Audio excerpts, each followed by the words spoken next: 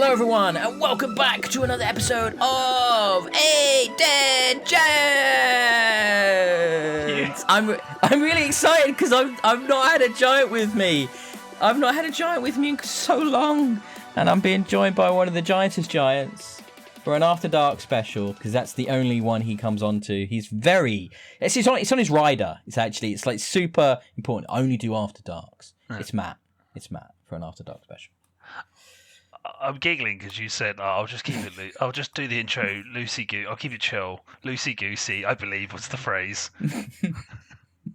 What do you mean that wasn't loosey goosey? Do you not? You know me quite well, mate. You know I'm always like Bruce buffering it in every conversation. You know, I'm like a ring announcer in my level of excitement and enthusiasm whenever you talk to me. Right? That's just who I am. I live this.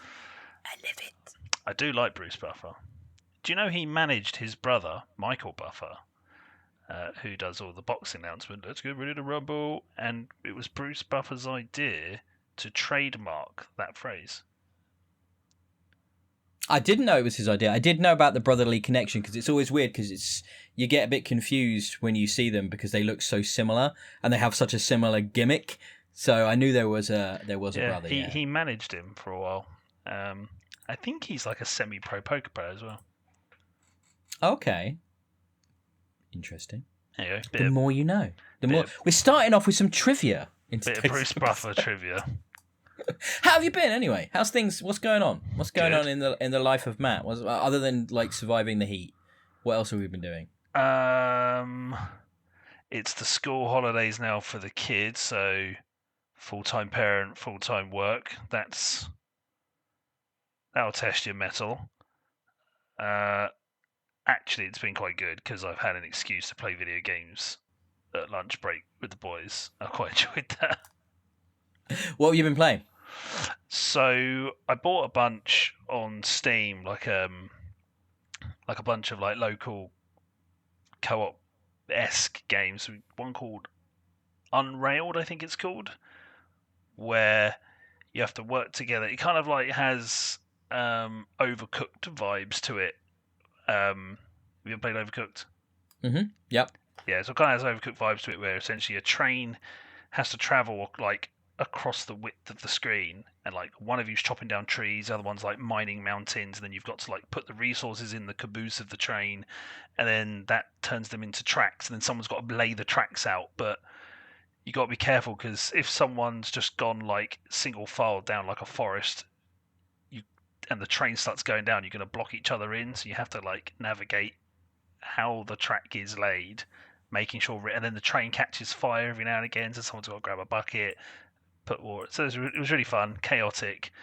What was the other one we played? Fling something or other, where it was like it's like a racing game, a la Mario Kart, but you're two balls essentially attached by a string. And the left thumbstick controls the left one, the right thumbstick controls the right one, and you've got to navigate round a track. But the string is like your life essence, so you can't snap it. Or that one was really fun. What was it called?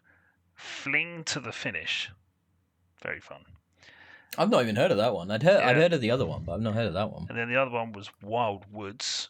Like the restaurant, like the chain restaurant. Is it like a sponsored by or adapted from? And you're basically, it's like isometric view, and you're working together to like move a carriage along a track. And it's a bit like Slay the Spy. You kind of pick what route you want to take, and that will determine what rewards you get. And like enemies come at you, but you've got to keep fueling the fire of this carriage, and you've got different abilities and stuff. It's like hack and slash. So yeah, just fun. Are you couch co-op type stuff? You guys going away anywhere for holidays? Got a few trips to the Norfolk Broads. Sort of. Oh, lovely! Always fun. Various beach trips, but we don't go away in August because it's the only month in theory we get decent weather in the UK, and B, it is ludicrously expensive to go abroad in August, so we typically go in October.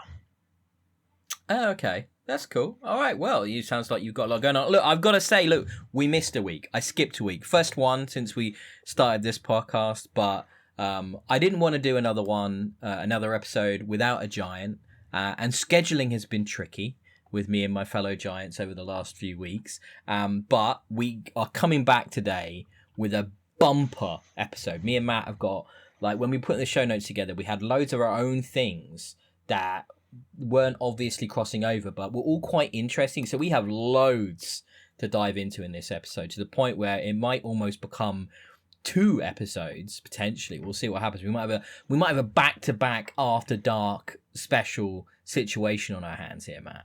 And then also I'm going to see Fantastic Four tomorrow, so I'm tempted to do a review drop in for that as well. So that'll sort of work out in this. I'm not sure exactly how it's all going to play out, but lots of great stuff this week, lots of great stuff next week. I can tell you Rob's very keen to come back, another giant who wants to join in and have a chat, and loads going on at the moment, loads of great stuff to talk about: games, films, TV, and those are the big 3 giants. But then there's more going on: comics, books, sports, music, the other stuff that I do want to touch on as well as we go into the rest of the year. So hopefully I won't have another week off, but I do think these episodes are better when it isn't just me monologuing.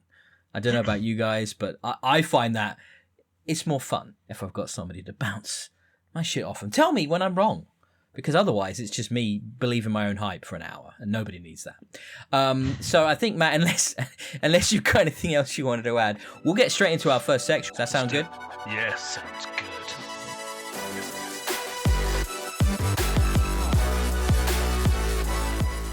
Today's episode is sponsored by Peak Energy Drink. When you don't want energy, you want vengeance. Peak doesn't just gently wake you up, it slaps you awake and dares you to fight back. I drank one at 8 a.m. and now I speak fluent binary. I did my taxes, power washed my neighbour's house, and challenged the sun to a push-up contest. No crash, no chill, just pure, uncut productivity juice in a can labelled Probably. Peak Energy, because coffee is for poets and naps are for cowards.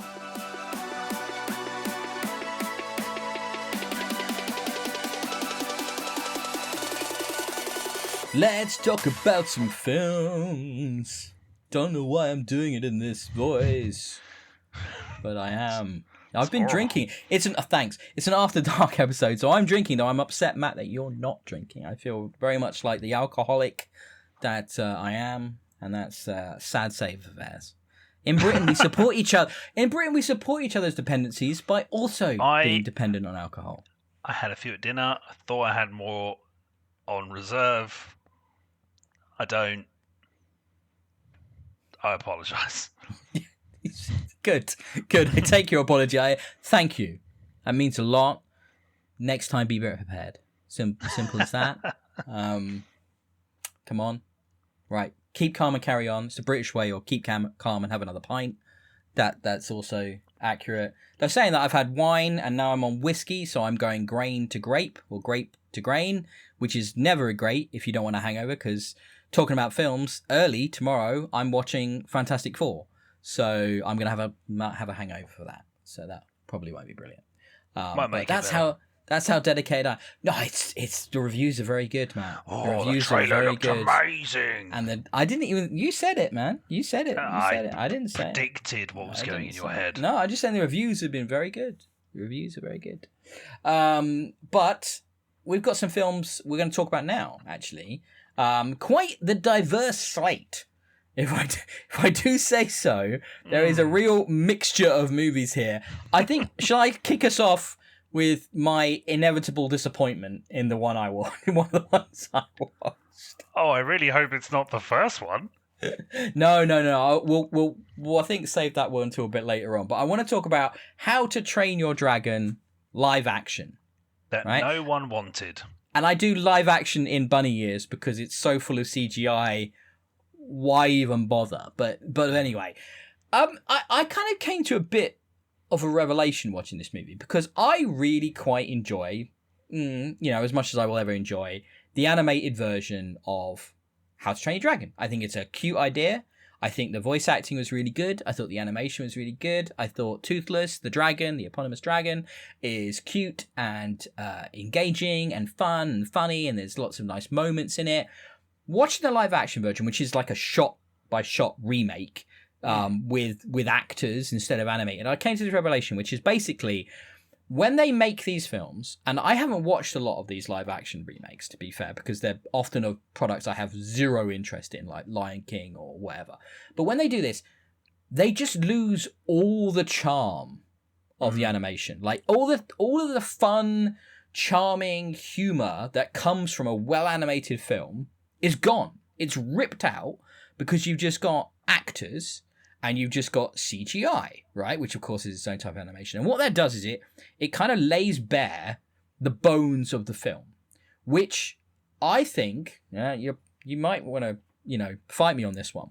Animated films are generally not as well written and not as well performed as live action movies because they've got cute, fun, engaging animation to rely on, right? So basically they're simplistic compared to most live action movies.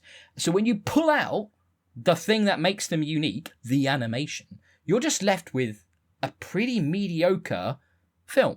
Mm-hmm. And that's definitely what I felt like watching How to Train Your Dragon, because I was like, I like the beats. I enjoyed this. I've seen this film before and enjoyed it. Why is this not engaging with me? Why is this not holding my interest? Because visually, it's so bland and just forgettable.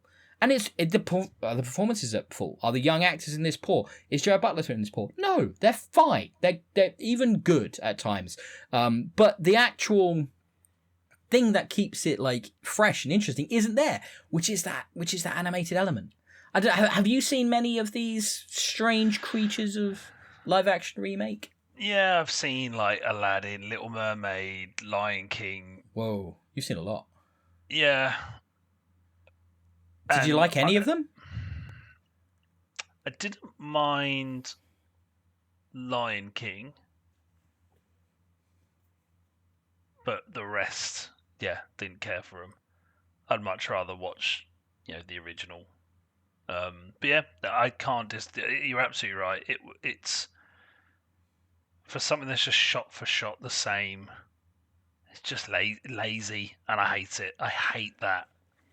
It's just it just feels like what it is, right? Which is this soulless attempt to capture a new audience, right? And it's almost like by doing what they're doing, they have no respect for the Gen Z or younger, whatever the next generation is of audience. Where it's like you're almost saying, "Oh yeah, but you won't like the animation because that's not, banal CGI slop, which is what you like now, isn't it? You won't like that. You won't be able to get on with that. You need this thing instead." Where it's like when I got into film, I went back, right, all the way back to the 50s and the 40s, and I watched it all, and I did that from a pretty early age, right? Because I love it, and I didn't have a problem with it. Why would anybody have a problem with it, right? A good story told well is a good story told well. It doesn't need to be retold in a generic, boring way because the new audience loves TikTok. Like, give them a bit more respect, for crying out loud. I think I'm just so to the point where I'm now tarnishing cinema with the same brush. Just everything is regurgitated, either a sequel, a prequel, a remake. There's no originality is just not there. It's few and I reckon 10%. I think we might have gone through the worst bit. Right, I think we're coming out the other side. I think we're starting to see more original products again, but it's the nature of Hollywood, right? It's become incredibly risk averse because so many fewer people are going to the cinema, therefore, and streaming has decimated it. Therefore, they're just trying to play it safe. There's a lot less of that money for the small project now. Whereas the big project only gets money if it's an incredibly safe IP that they already believe is going to make the money. A la Minecraft, right? Which is one of the worst things I've ever seen. It's probably a different topic and a tangent, but I think it's actually the cinema experience that is struggling. And I think the more boutique-y type of cinemas, they need to really... I want more of them. The big multiplexes, don't care for it. I don't want to go to a massive multiplex to see a film I've seen already. I'd much rather have a bit more of an experience with a nice bit of food and a nice boutique-y type of cinema and watch that same film. I'd much rather do that. So I kind of went all in this summer, right? I was like, I'm going to get back into movies in the cinema after a year or two away, because they weren't coming out. But this year I looked at the slate and I went, there's a lot I want to see. So I went, all right, let's re-up. I said to my wife, let's re-up our unlimited cards. So we've been going to Cineworld pretty much every week or every other week for the last 2 months, right? To see a film, a big summer blockbuster in the cinema, which will be soulless environment. Yeah, but it's not the space, it's the people. That's I think what is what I'm learning in it, and the people that I've been sort of encountering in those opening weekends in those films have been respectful. I have not had issues with phones. I have had not issues with talking. I've had people that want to be there, that want to experience that film in the same way I do, that have laughed and cheered and enjoyed it in the same way I would. And it's actually been a very good experience, right? And I haven't had issues, which I know do happen, but I think it's maybe not as bad, or it's getting better than it has been at its worst in the last few years. I do think we are witnessing a bit of a comeback, and it's going to continue to grow again. Are the screens busy? Do they seem full? No, they're not full. But I've been in everything from like me and my wife and 3 others to probably 2/3 full. For certain films at certain times, we consciously choose. Like tomorrow, we're seeing a film at 11:30 in the morning, right? Because we know that's a good time for us. It makes sense in our schedule, and we also know we're probably not going to have to deal with a lot of shit, right? And there are ways of going to cinema, at these big multiplexes, I would have thought and still Saturday, having a good experience. Peak school holiday, I would expect that to be busy. We'll see. And I think Fantastic Four might bring in a bigger audience. I think that's possible. Yeah, it's definitely possible. I mean, third reboot of that franchise. I mean, you are such a cynic, mate. It's looking like it's going to be really good. I'm hearing the buzz because is the really trailer good. looked good. Like, just give me something like, I don't know. I'm not surprised they didn't call it Four Fantastic and God, it's new. I don't even know what to say to you. Cinema's dying. I'm really excited. No, I think cinema's going to come back because I think people are getting more and more sick with streaming. I think the quality of the streaming product is only getting worse. I think the films coming out on streaming are only getting more generic and more safe and more bland. And I think actually we're going to see the space at cinema increasing again because people are going to want to see more diversity. They'll be at cinema for a hot minute and then boom. But that's fine. That's fine. But that doesn't matter. That's okay, right? That model of nigh on 3 months between theatrical release and home video is gone. I think 6 weeks now, a month, 6 weeks is the best you can hope for in that gap, right? That has changed. However, what cinema will do is it will enable more chances to be taken in the kind of creative output we see in film again. I don't think that's going to come from streaming because streaming just consistently plays it safe because all they care about are the metrics. And if that's all they care about, all you will get is the same crap. They just renewed Shit Me Not Wednesday for a 3rd season before they even aired the first episode of the 2nd season. That first season was fine. Did it deserve to be Netflix's #1 streamed TV show? Fuck no. It's nowhere near good enough for that. And yet, that's what they've done. Because they know it's generic, easy to watch You bullshit. are saying this off the coattails of watching a movie that has been rebooted for the 3rd time in 15 years? So it's a bit different. It's not rebooting the movie, right? It's trying to recontextualize and adapt the characters from comics. I do see what you're saying. I'm not trying to completely diminish the point, right? It is not. I'm not saying Fantastic Four. I haven't seen it yet, right? I'm hearing good things. I haven't seen it yet, but I'm not trying to excuse that. You are correct. That is not an original IP. That is not an original concept. But I have seen more of that appearing in cinema. It's not even close. It's literally going to be the same story, surely. What do you mean for Fantastic Four? It's not even going to be close to anything creative. Is it just the origin story of the Fantastic Four again? No, it's not. It's not an origin story. No. Okay, then I take some of it back. I apologise. So no, you don't. I haven't seen it yet. It could be terrible, right? I've just heard good things, but I think we to get back to sort of how to train your dragon, right? This infinite rebooting, repackaging, re-encapsulating of IP is a real problem in the cinema. And I think it's interesting because we've got some stuff we're going to talk about now, which isn't that, right? So why don't you talk about one of the films you've seen recently, which was original? What was that? Oppenheimer. Talk about Oppenheimer, yeah. One of the best movies of the last, 5 years, yeah. Yeah.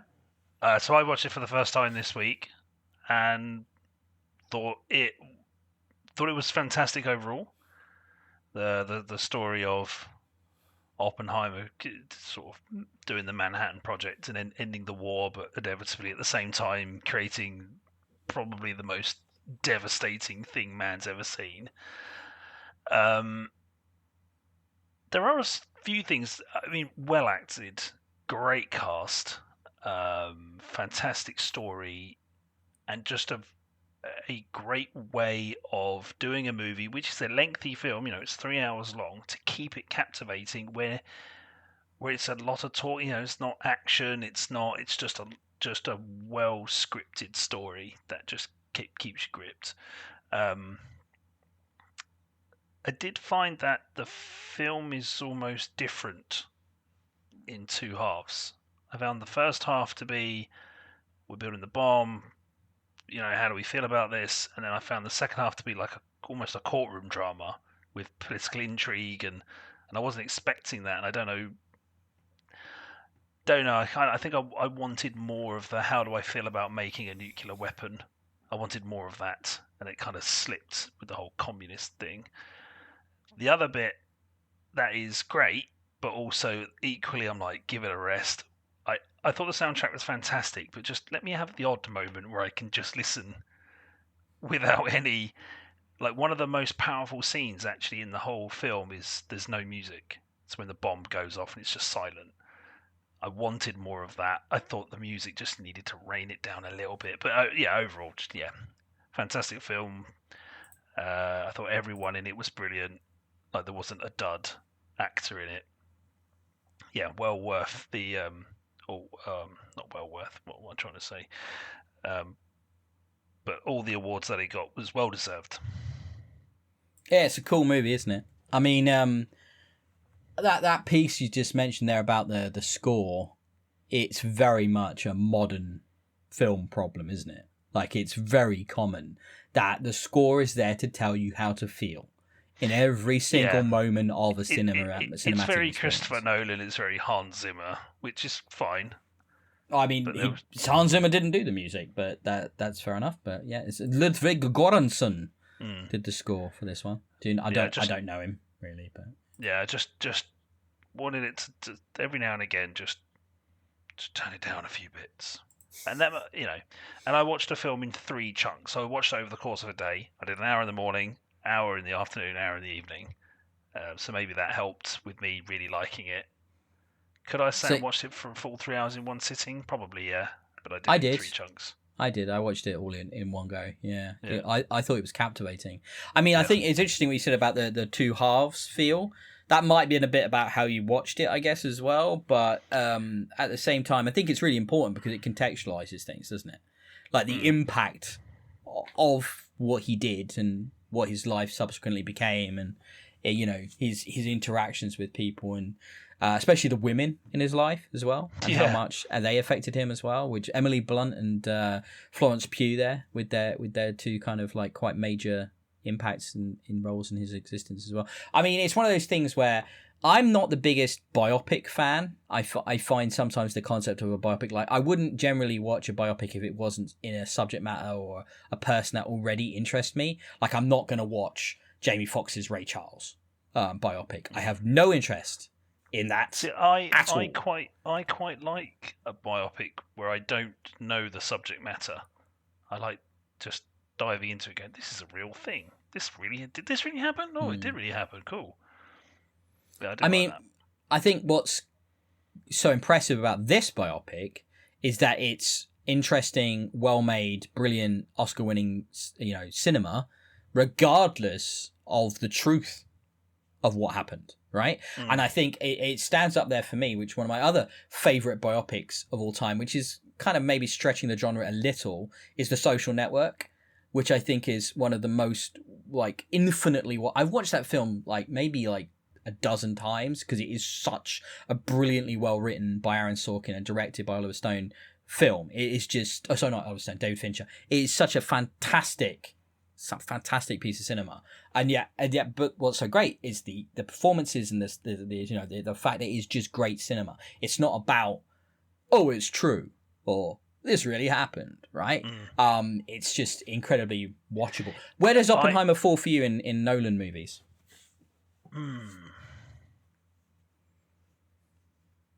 Good question. I don't think it's as good as Inception. Oh man, that's a great question. Better than Interstellar? Yeah. I love the Batman films. They're all like fantastic films anyway, but it's definitely one of a good one. I think I'd go. My top three from 1 to 3 would be Dunkirk, Tenet, Oppenheimer. Oh, really? That's my top 3. Yeah. I watched Inception not that long ago, and see, I thought Dunkirk was a bit boring. I really like Dunkirk. I love the structure of Dunkirk as a piece of cinema, the way it's told out of order, and how the pieces intersect when you don't expect them to. And I just think it's really well constructed. I like that it wasn't trying to be like Saving Private Ryan. You know, it wasn't like bullets flying left, right, and centre. You know, but again, it's still a great film. Don't get me wrong. What a filmography that guy has. The variety.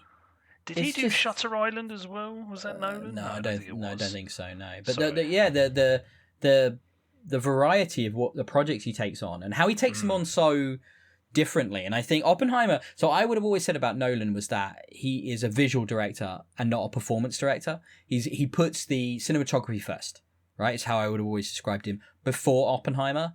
But then Oppenheimer really showed that he gets great performances out of, just dialogue and an actor, like you said, lots of dialogue in a scene, nothing showy, and yet he makes it compelling in Oppenheimer. And I think that's the first time I've seen that from him, where he's pulled off a lot of that artifice, a lot of that showy gimmick, either in the construction of the film or the visuals of the film or the chronology of the film, if you look at Tenet. And it's like he just tells a story really freaking well and makes it interesting. And like you said, it's a long movie, but it's super compelling and it keeps you interested. And it's the first time I've seen that from him. And it gives me a lot of faith in what he's doing next, which is The Odyssey, I'm very excited to see what that's going to be like, because it's a story we're all familiar with, but what is he going to spin on that? What's he going to do with it to make it his? I am really intrigued about that. I do need to watch Tenet again. Actually, I probably understood about 50% of it. The trick with Tenet is to not think about it too much when you're watching it. I find it's just to be taken along with it, and you're fine. Yeah. Somebody said watch it with subtitles and you'll take it in even more. I don't think it's one of those things where it's because it's such a high concept piece of science fiction. When you start to overthink it and pull it apart, that's when it stops working. You have to just go with it. Yeah, I think it's his purest action movie, isn't it? It's just like this is his big action extravaganza, and some of those scenes, like the car chase scene, right, the backwards forwards car chase. That's just nuts. Yeah, it's cool. Like, it's so cool, man. That movie. That's why it's on my top 3 for him. But I love Dunkirk. I think I really liked Tom Hardy in that. I really liked all of the actors in that. I liked how it's quiet and it's personal. You like Kenneth Tom Branagh Hardy in that? Yeah. It's about 75% of his role is just his eyes.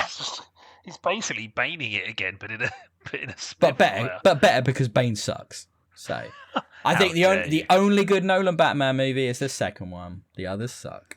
I am Gotham's Reckoning. And the only reason Dark Knight's any good is Heath Ledger. I honestly don't think those films are that good. I don't think they hold up. I don't think the Dark Knight, the Batman trilogy from him. I need to watch it again. I actually prefer Batman Begins. Yeah, it's the most contained, like structurally cohesive one of the three. Yeah. Having said the man that just ripped into reboots.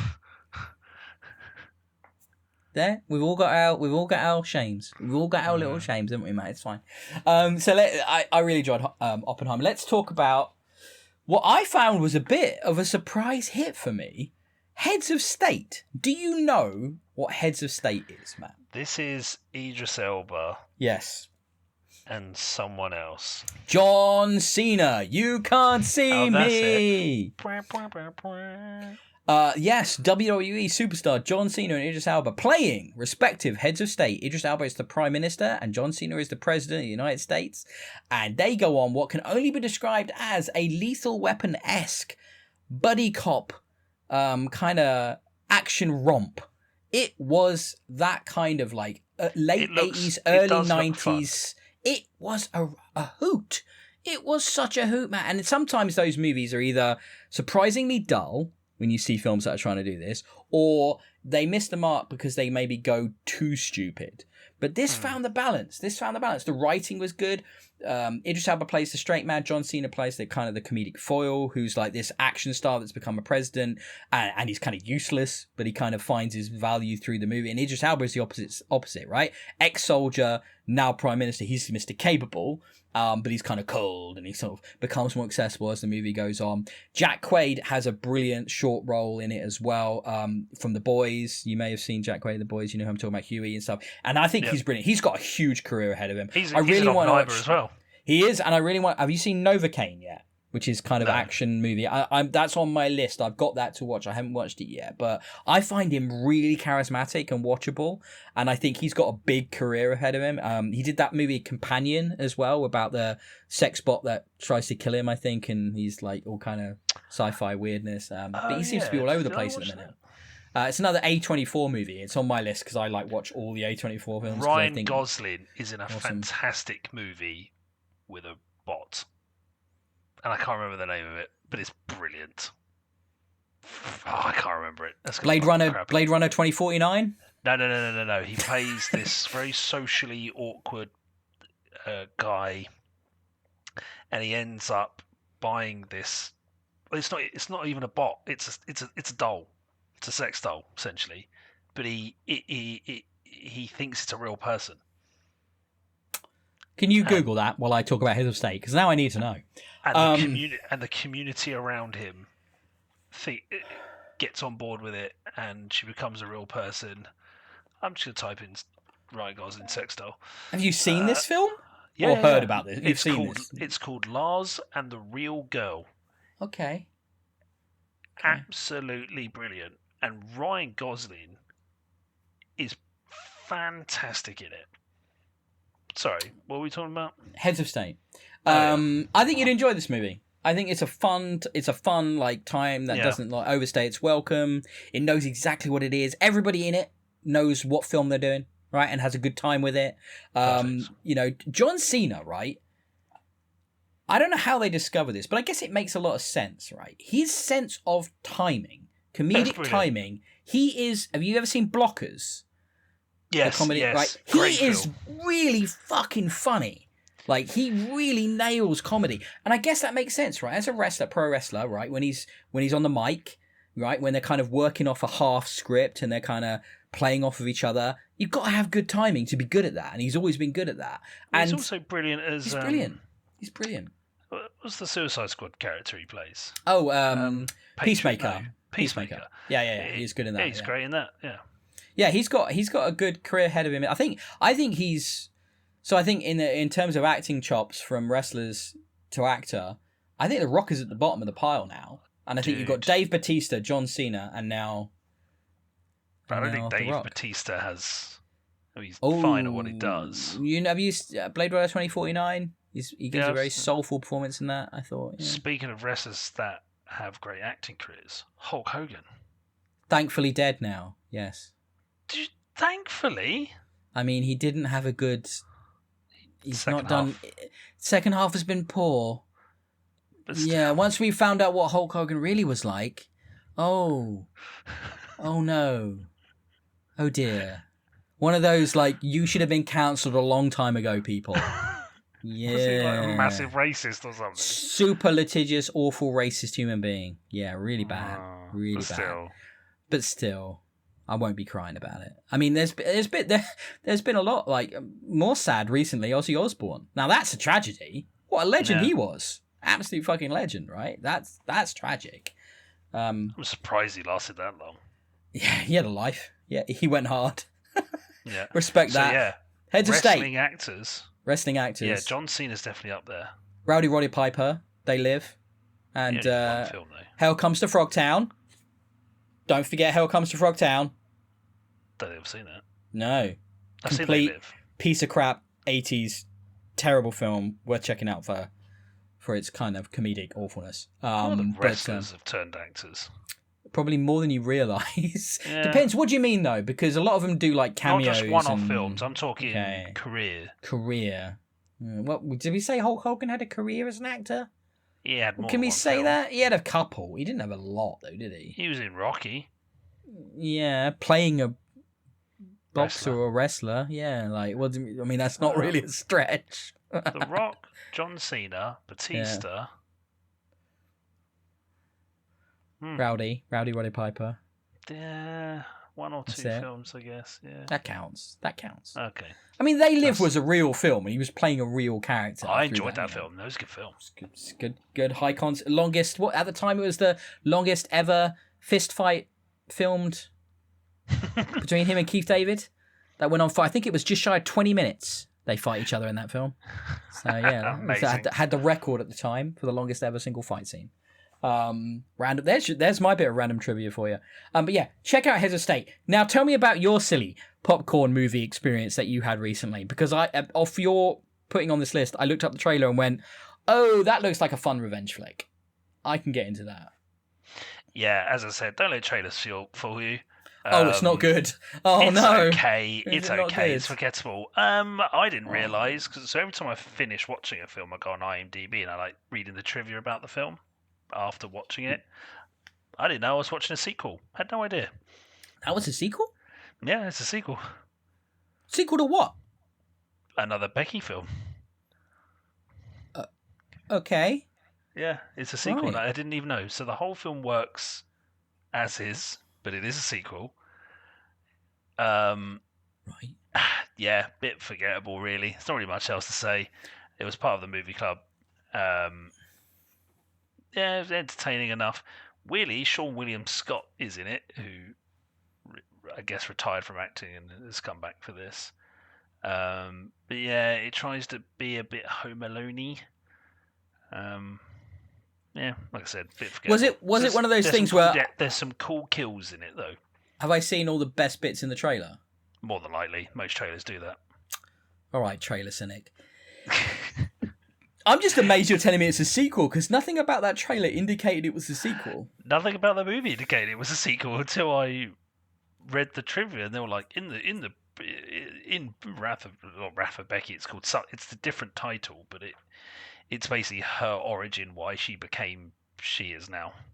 Oh, so you see the home invasion she alludes to in the trailer in does the she allude original. in the trailer? Yeah, Yeah. that's in the original movie. I thought it was just like backstory bullshit. Okay. Well, I was okay with that. I was like, okay, cool. Home invasion, dad died, fine.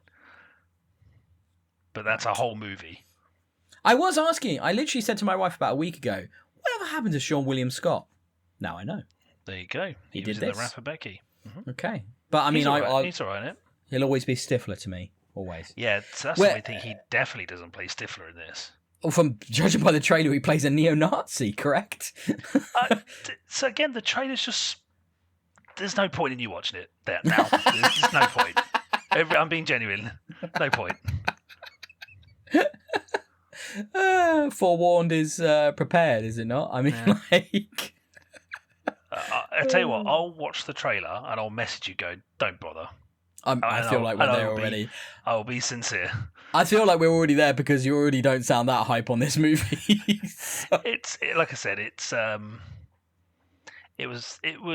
entertaining enough. If you haven't got anything else on, maybe watch it, but don't if you have other things on your list of things to watch, then go with them. I have a vast catalogue of films on my watch list, like hundreds. So I probably will be able to find something else.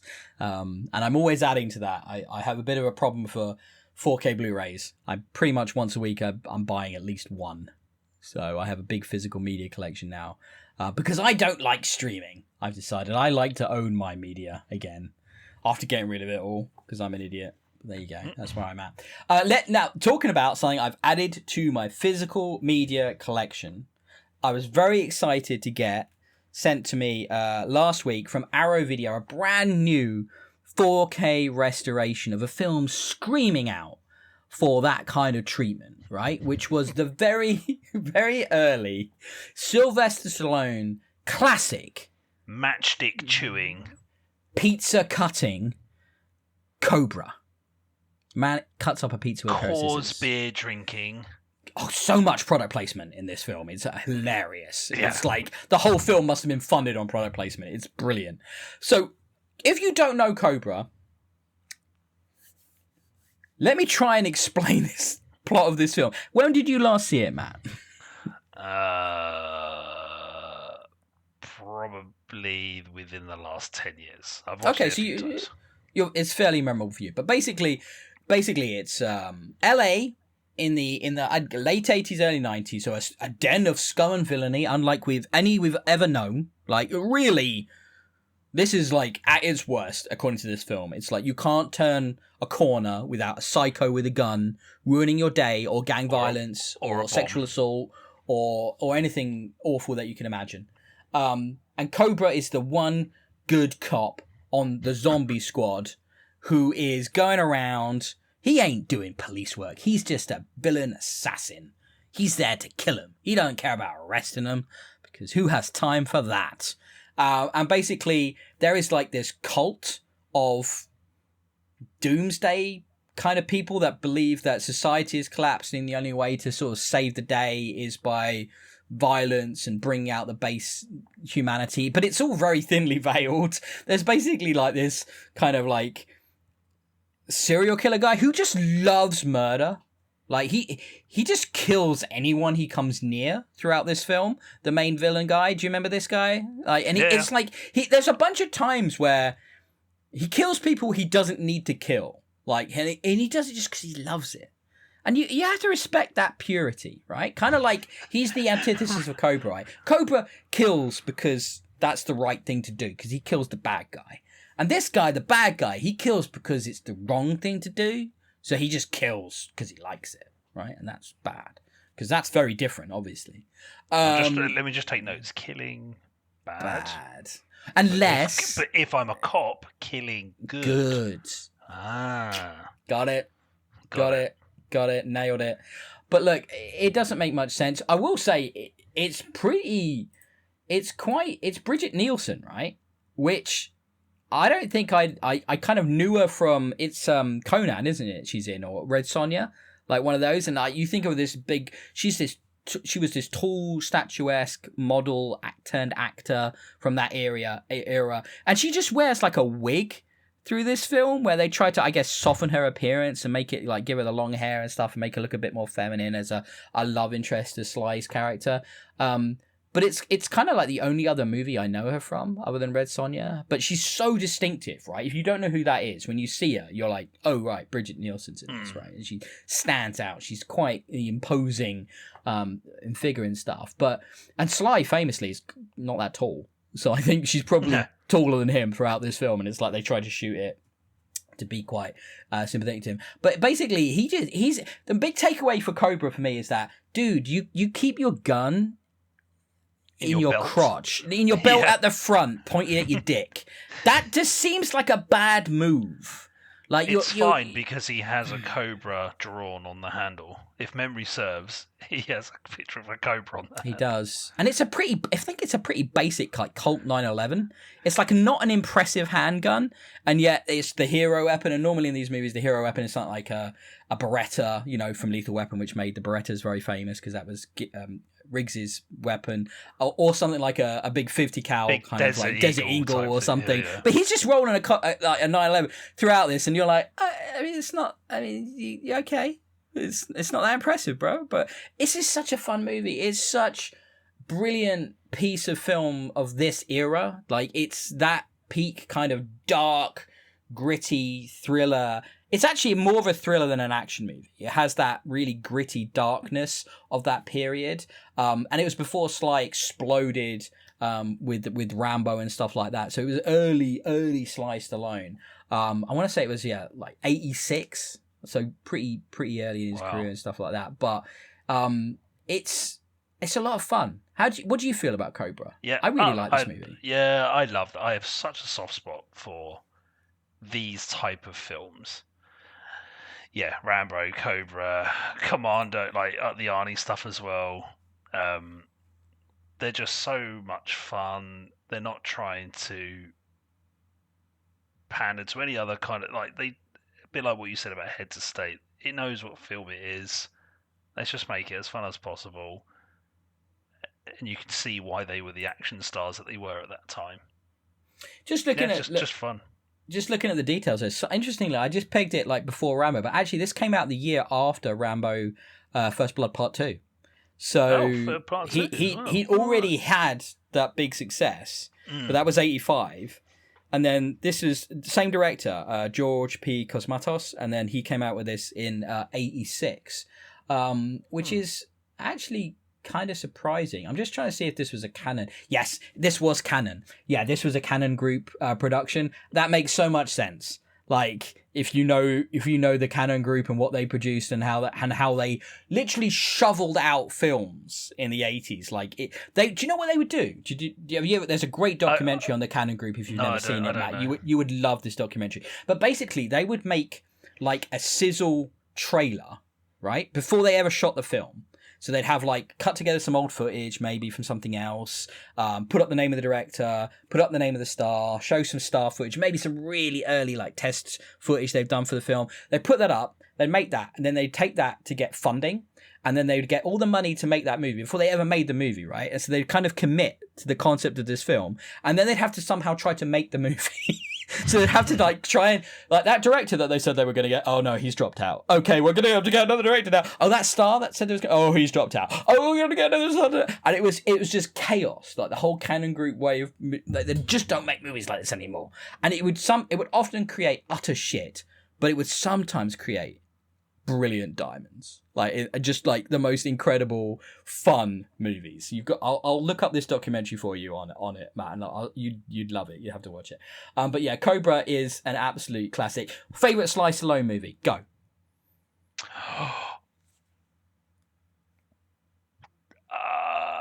For the wrong reasons, Demolition Man.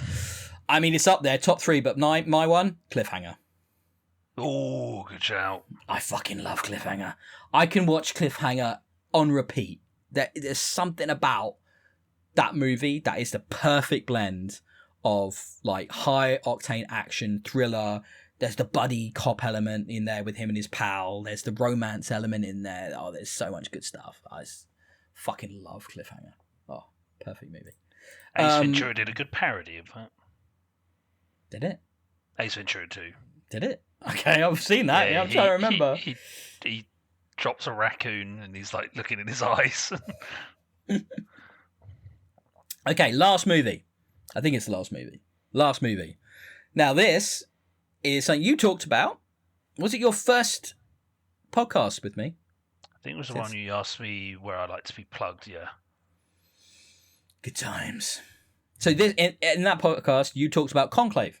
And subsequently, I have watched Conclave. And much like Oppenheimer, a film predicated on just lots of chatting, right? Yep. Lots of dialogue, not a great deal of action, though there is a little smattering in there of action. Yeah. A tiny little bit of action. It's a flipping compelling film for someone Yeah, that man. doesn't really have any interest in the Catholic Church or the Pope or the papacy or any of that. Just the fact that the cast are electric and just Yep. spark off of each other wonderfully. And it's Ralph Fiennes, it's Stanley Tucci, it's who else is in it? The dude from Third Rock from the Sun. Oh God, what's his name? John Lithgow. John Lithgow. From Shrek. Cliffhanger. He is. He's the bad guy in Cliffhanger. I didn't plan that, but why didn't I use it as a segue? Oh my God. That's incredible. Yeah, he's the villain in Cliffhanger. So slightly different performance in Conclave. A little bit less over the top, I think you could say. But it's just so good, isn't it? It's like you can't take your eyes off of it. Yeah, I can see why it did so well in the awards season. I think it was possibly a little bit robbed when it came to Best Picture and stuff like that. I can't believe that Anora won it. I haven't actually got around to watching it yet, but it looks really boring. So I haven't been able to bring myself to watch it. But yeah, this was... I don't even know the name. This directed by Edward Berger. What have you done, Ed?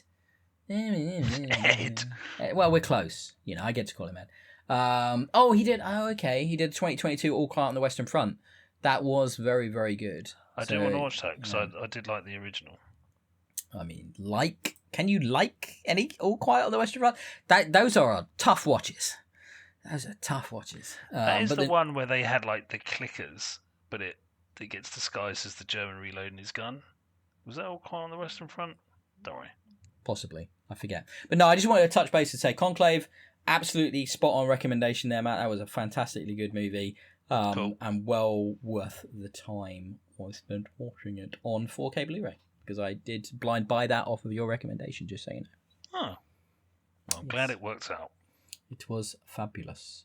Shall we draw a close to film at that point?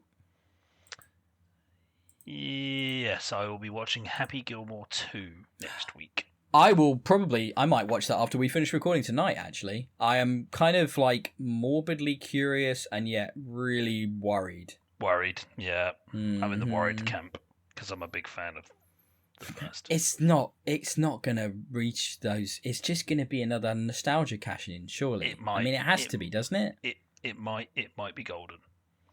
I mean, I'll Who be knows? happy if it's just half decent. Like, if I get a couple of laughs, I'll be happy. If it's just a stone cold watch and I'm just like not moved at all, I'm going to be so bummed out because that original is just peak. Seriously good. Seriously good movie. Wow. I saw it was today. It's out on Netflix today, isn't it? Yeah. Yeah, it came out today. Okay. Yeah. Right. That's the end of movies.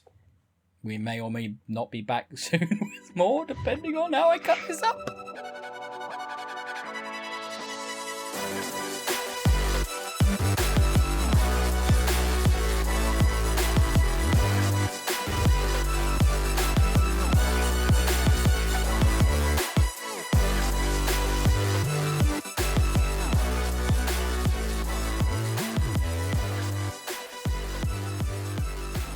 Hey guys, I honestly can't decide if I threatened or teased you at the potential for this drop-in as I described it in the previous segment where I was going to come back and talk about the Fantastic Four First Steps. Now I saw the movie yesterday and honestly I was excited to feel excited about coming back to tell you about how amazing this movie was, how it was going to rekindle the MCU and bring back our interest. And honestly, I enjoyed it, but it's not like it's changed my entire perception on the Marvel Cinematic Universe as we start. I think this is the beginning, technically, of the 6th phase of Marvel films. I've done a lot of thinking about it, and there's a reason I didn't record yesterday, like immediately as I got back, because I wanted to really consider the movie a little bit and where it fits inside the MCU's pantheon of quality and of creative output. And I think the best thing I can sort of say, the easiest thing I can draw in a sort of an equation to and equate it to, as it were, the Fantastic Four First Steps reminds me the most of Captain America: The First Avenger. And that's like, oh, that's a fairly deep pull. It's not a film that's talked about in a great deal in terms of MCU's greatest movies, because it isn't one of the MCU's greatest movies. But what it was an important one in terms of establishing character. And that's what we've got here with the Fantastic Four First Steps. In many ways, the story told is quite basic. The structure of the movie is fairly simple. What I'll talk about is that what it does do incredibly well is its casting. So Pedro Pascal as Reed Richards, Vanessa Kirby as Sue Storm, Eben Moss Bachrach as Ben Grimm, and Joseph Quinn as Johnny Storm were all fantastically well cast. There really isn't any kind of debate as to that. They are perfectly brilliant. And actually, the MVPs, I think, of the movie are Vanessa Kirby, so Sue Storm, and then Joseph Quinn as the Human Torch, because he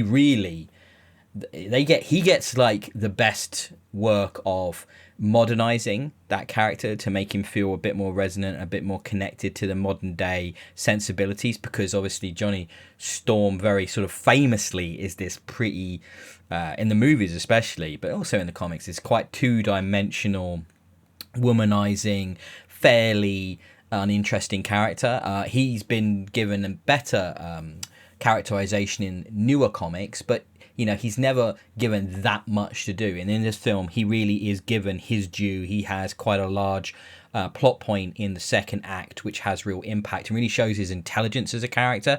I am going to try to avoid extreme spoilers, but I will need to talk about some specifics of the film to give context to what I want to talk about today. However, he does a great job. And then what I love to see from Vanessa Kirby's Sue Storm was that she really is a very powerful superhero, and she is given a big third act superhero moment that really sets her apart from the rest of the Fantastic Four and really kind of establishes where she sits in the kind of the canon of female superheroes. Really, really, really well done.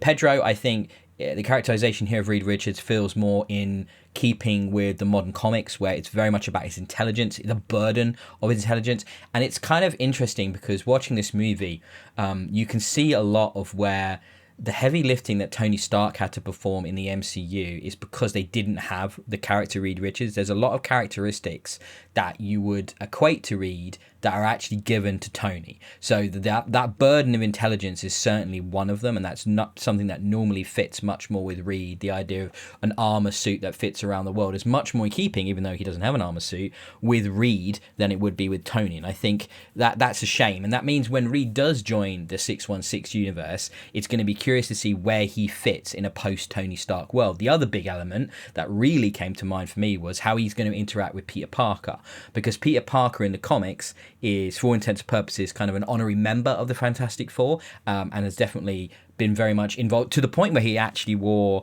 a Fantastic Four uniform in certain comic books. And Reed was very much his father figure that took him under his wing and that brought him into the family. Obviously, he's kind of had that already with Tony Stark, so it's going to be really curious to see how all that plays out. Now, to give the kind of top level preface of the film, this is set in a different dimension. It's not the 616 Marvel Cinematic Universe, it's in its own universe. Hence, that's why we get this kind of retro futuristic 60s style aesthetic, which is wonderful, which really sets the film out really well, and which also supports things like one of the better standalone MCU soundtracks. I think sometimes one of my biggest criticism of the MCU movies is that their music choices are so nondescript and boring that they're completely unmemorable. They don't stick with you at all. This one, though, with the strength of the theme that they came up for, which you've heard in the trailers already, really plays very, very well throughout the film and isn't overbearing. Other big wins for the movie is it doesn't hang around too long. It's a fairly tight movie. Now, looking at the movie, looking back at the film, I do think there has been some fairly significant cuts made in post.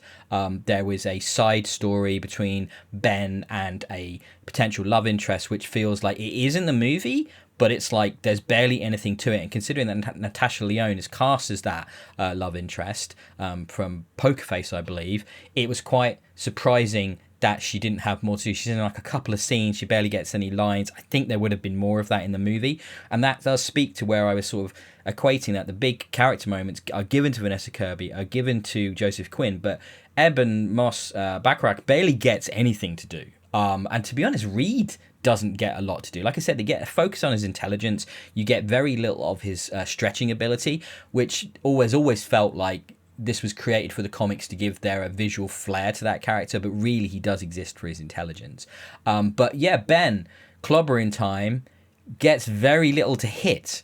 There are some choices for this film, especially in the first act, where a lot of heavy lifting, as you've seen in the trailers, is done by Mark Gatiss's kind of talk show host framing device, where we're thanking the Fantastic Four for 5 years or 4 years of incredible heroism in the universe, and they've become leaders and all of this. And then he kind of gives this long ass kind of intro about what they've been doing and how great they are and all their accomplishments, but you don't get to see a lot. And for me, one of the great kind of tenets of filmmaking is show, don't tell. If you've got to do a lot of telling in a film, like with an opening crawl, like we saw with Superman, which I criticised it for a couple of weeks ago, if you have to do a lot of that, it's very lazy filmmaking that doesn't connect the audience particularly well, in my opinion, to the film they're about to see. It's a slow and tedious start if you have to do a crawl or if you have to do lots of text on screen. Now, we don't get that. We get visuals. We get kind of like a greatest hits montage of what the Fantastic Four have been up to, but with actually very little action, very little special effects, very little flair. Like the Mole Man is a sort of character in this movie, and they allude to how they stopped the Mole Man's threat with the Pan Am Tower being blah blah blah in the very opening minutes, blah blah blah, stuff like that. And you kind of don't see any of it though. You don't get to see them actually having a big fight with Mole Man, and that's really strange because in the comics, whenever they try to re-establish or reboot the Fantastic Four, they always show pretty much some kind of fight with a C or D level villain where you see the family come together to save the day, and it's often Mole Man. But we just didn't really get that. The film kind of moves at a real pace, and again, where I think in post they've done some pretty heavy edits to cut the fat and to make sure it didn't overstay its welcome. But it also makes me think they didn't have a lot of confidence in what they shot. I don't know what happened to the budget. Maybe there's been like a lack of money for special effects, because those fight scenes, those big action set pieces that you'd expect from a film like this are kind of lacking. Of course, we have a third act finale, and we have some stuff in the second act. And throughout, Silver Surfer looks brilliant. It's a really great performance from Julia Garner as well as Silver Surfer. And yeah, there's a character moment for her right at the end, which was incredibly predictable. I mean, the thing with a lot of this film is there weren't a lot of surprises. Now you say, Ben, you know the comics, you know the Marvel Universe really, really well. How is it ever going to surprise you?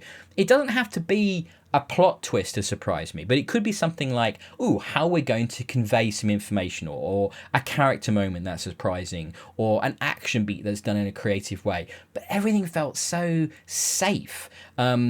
This will support Matt very much, as you just heard us talk for an hour on movies and his hatred of trailers and how they give away too much of the film. Matt, hands up to you. Everything in this film was in the trailer. Like, the trailer completely conveyed the tone, the setting, the moves of this movie to the point where there was very little fresh that was depicted to me. Now, that's me being really critical, mostly because I was disappointed that I didn't get surprised. But it gets harder and harder with each movie the Marvel Cinematic Universe puts out for them to surprise us, doesn't it? It's just going to, because there's been so many already. A lot of people have moved away from it now. A lot of people saw Endgame at the end of the Infinity Saga as a place to stop with the Marvel Cinematic Universe. And Marvel has had an identity crisis since that moment, and they've been trying desperately to find what's next. And obviously the Kang stuff went very awry with that actor, and things of that nature. And now we're pivoting to Doctor Doom, and we're pivoting to, the ideas potentially of incursions and other universes collapsing and stuff like that. Not exactly sure what we're going to get, because I thought there'd be more connective tissue between this movie and the major MCU, at least at the end in the third act. There wasn't. Things were left very, very open. Still don't know what's going to happen, and it's interesting now because we don't have another proper Marvel movie until the end of next year, which is Doomsday. So somehow in Doomsday, the Russos are going to have to manipulate and maneuver all of these disparate characters, multiple Avengers teams, the Fantastic Four, the Thunderbolts, who are now the new Avengers, Shang-Chi, and all of these players into a place where they're going to sort of face up against Doom, a character we haven't really even been introduced to yet. There was a nod towards Latveria in this film, but then the Doom kind of connection is tenuous at best. So it's quite a lot to do in what I'm guessing is going to be like 4 hours of cinema. Like Doomsday, how are they going to do it? How are they going to get all these players, these characters into the place where and make it be cohesive? Because I mentioned it right at the top of this, right? This feels like Captain America, the first Avenger, and a necessary introduction to these characters so that they have that context for when they become an important player and an integral part of the crossover films that come next. And that's what this is going to work as, and that's what this really felt a lot like. It has that period setting, it has that sort of standalone vibe to it, and then it has a little bit of connected tissue in one of the post-credit scenes right at the end, but not a lot. And yet it feels self-contained, and it feels like it doesn't hang around too long, and it feels very much like Marvel trying to get back to that Phase 1 type of storytelling. Can they get away with that in 2025 with the 30 odd films that they've got under their belt now? And the TV shows. I don't know. I don't know what would be the better answer. I didn't hate the movie. I just didn't come out of it wowed. Kind of in a similar way that I felt about Superman. I want to see the movie again. I want to see Superman again. I think they're both going to warrant a second watch, a third watch, and they'll be added to my collections, definitely. However, it's a big ask in front of the MCU right now. Big ask in front of Kevin Feige. We've got 18 months of nothing. There's going to be Spider-Man Brand New Day, which will hit in summer of next year, but that's technically a Sony production, which could mean there's a limited connection to the Marvel Cinematic Universe. We don't really know yet. But what can that do? What can that do? I mean, depending on how deeply he's going to connect him, I guess they could give that film a lot to do for the setup for Doomsday, or it could have nothing to do with the setup for Doomsday. I'm really curious. I'm really curious what's got left on the cutting room floor. I'm really curious as to what this film originally was intended to be. I don't know if we'll ever find out.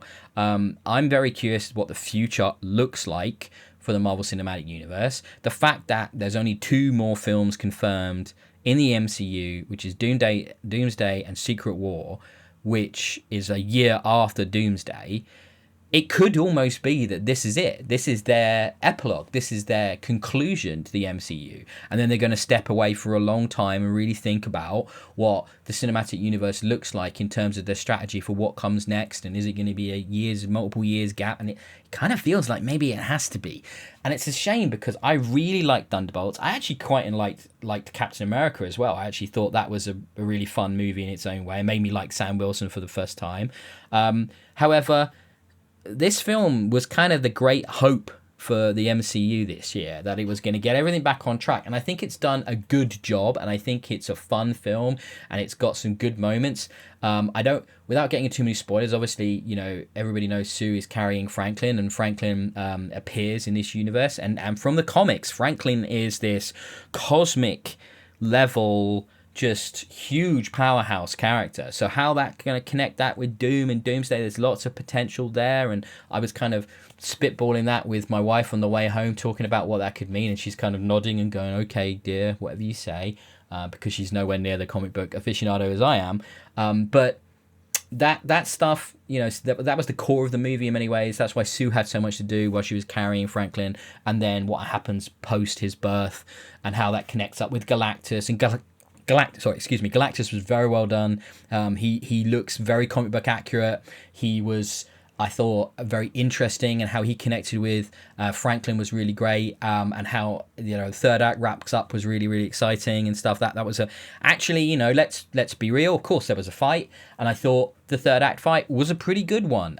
I will say, special effects wise, throughout this film, CGI was a bit hit and miss. I think there was a lot of times when Franklin was a fully CGI baby because of the nature of what the scene was, and it showed at times. Like, there were some very strange facial expressions and strange movements, and if the budget isn't there for special effects in the tentpole Marvel Cinematic Universe release for that year, I don't know when it's ever going to be there. Are they saving their pennies and the resources all up for Doomsday? Maybe. But that's still 18 months away. So I really don't know why it didn't look a little bit better than it did at the time. I think the stuff in space looked really good, but then the stuff back on Earth struggled at times. I think it was definitely saved somewhat by the strength of the production values in terms of the costuming and the set design. Because of that retro futuristic setting, you were able to get away with some levels of dodginess that I don't think you would have gotten away with if it was a very, very realistic world that we recognize. I think Thunderbolts did its special effects a lot better because they felt a lot more grounded. This is obviously going for a different vibe. Giant purple and blue guy definitely indicates that. However, yeah, it wasn't the slam dunk I hoped it would be. And I guess that's my takeaway. I keep telling myself, think of it in terms of Captain America First Avenger. Think of it in terms of this trying to reset, trying to introduce these major characters into the MCU for the first time. It's just super unfortunate the rights weren't there at the beginning, because if the Fantastic Four had been there as part of the character slate from day one, and the X-Men as well, we would have been in a very different situation now. Now, it's quite possible that Marvel would have shot its load with that many characters way too quick and kind of burnt us all out even faster with just vomits levels of movies and characters on the screen all the time. And this way, at least, people are excited enough to check back in to see what these new characters mean and how they're going to fit in. And that's kind of my interest right now. My interest in all of it is kind of on a meta layer, this layer above the film, about how the production is going to work and how the scheduling is going to work and how the release schedules are going to work and where these characters are all going to fit in. That's not where most people's interest in these movies should be. Like, not at all. Your interest should be, is it a good film? Was it a fun movie? Were the characters good? Was the stories engaging? And I think, yes, the characters here were very good. The performances were very, very good. The story was a bit basic. And I think that was intentional, especially after the edit that's gone on. I don't know. I will quickly mention the thing as well in terms of special effects. I feel like at times they definitely tried to do some, like, it felt prosthetic, but maybe it was mostly CGI. But at times it looked like Ben Grimm was an action figure stood on the set. He didn't look like he was really there. It was the composites, the kind of realistic kind of setting of some of the characters in the scenes just felt lacking, like it all needed another polish, another pass. I mean, I've been talking about it recently, watching some old science fiction from the 2010s. Man, special effects kind of reached a peak and they've just dropped off. Like, CGI, it has been better, so much better. And even not in great movies like Jupiter Ascending. My God, that film looks incredible. The special effects are incredible. What has happened to special effects? Is it to do with lack of staffing, lack of money, lack of resourcing, and utilizing AI? Is this the product we're now getting because of those factors? I don't know. But Fantastic Four, is it worth checking out? Yes, especially if you're a Marvel fan. I had a good time. It wasn't a slam dunk. It is a reset. I'm going to give it 3 out of 5 stars. I really, really, really wanted to come on here today and say it was incredible, the best Marvel movie of the last however many years. And it's just another one of the Marvel movies. I still think Thunderbolt stands up better this year. My wife disagrees with me. She didn't connect with it as well as she did this. But to me, that thing took more swings. That was more interesting. It did kind of cooler stuff with characters. It did cooler stuff with the third act. It tried different things. Whereas this just feels very much like this is all stuff we've seen before. Done well? Yes. But stuff we've seen before. 3 out of 5 stars.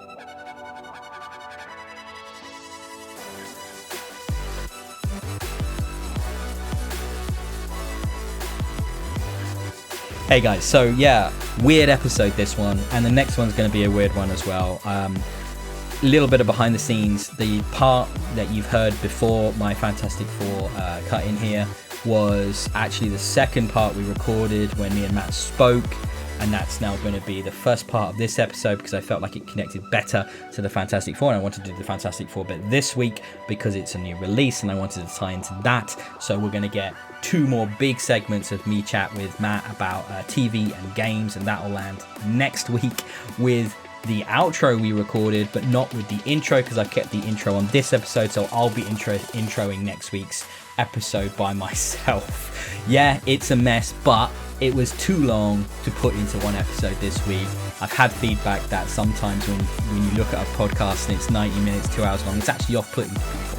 So I wanted to keep this closer to an hour. It's still stretching toward an hour and a half, but it's all really good stuff. We've talked about so many good things. There's loads of cool stuff we're going to talk about in TV and games. that's kind of evergreen, not specific to new releases. So by all means, please check it out next week as well. But thank you for Matt though, coming on and doing that mammoth recording with me. It was really good fun having him.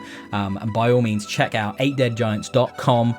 That's basically goes to a kind of link tree page, which has got all of our socials on there, all the places you can subscribe to the podcast, and a link to the YouTube channel. So everything you could possibly want to do. Please leave us comments. Please get back to me about your thoughts on Fantastic Four as well. If you've seen it, I'd love to know what you thought about it. And also, while you're at it, get on there, give us a 5-star rating. If you've lasted to this end of one of these podcasts, you must have liked it, right? That's my logic. You must have liked it. So go on to an iTunes, a Spotify, an Audible, and give us those 5 stars. It really helps with getting the word out on the podcast and getting it in front of more people and into more people's ears. And that's the goal, because I think there's always fun stuff to talk about. And Matt especially was a great guest, and we had a really good time. So yeah, come back next week for much more Matt. But until then, thank you very much for checking out 8 Dead Giants. Back soon.